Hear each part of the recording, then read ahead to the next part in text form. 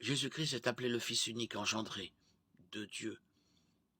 Et les croyants sont également enfants de Dieu, nés de nouveau dans sa famille, qui ont besoin de grandir en maturité spirituelle. Éphésiens 4, 11, 16. Nous sommes ses héritiers adoptés dans sa famille. Galates 4, 4, 7.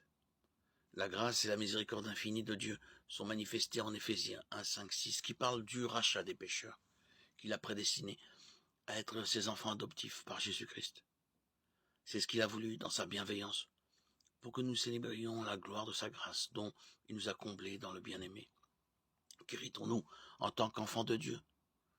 Rien de moins que le royaume de Dieu. Matthieu 25, 34, 1. Thessaloniciens 2, 12. Hébreux 12, 28. Éphésiens 1, 3 dit que les croyants sont bénis de toute bénédiction spirituelle dans les lieux célestes en Christ. Ces bénédictions spirituelles sont infinies, éternelles et fondées en Christ. Par la grâce de Dieu, nous les recevons en tant que ses enfants sur cette terre.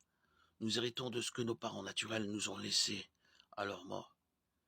Mais avec Dieu, les croyants jouissent déjà de leurs héritages, la paix avec lui, par le sacrifice de son Fils sur la croix. Un autre élément de notre héritage est le don du Saint-Esprit qui vient demeurer en nous au moment où nous mettons notre foi en Christ. Éphésiens 1, 13, 14 nous rend capables de vivre pour lui dès à présent et nous donne l'assurance de notre salut éternel.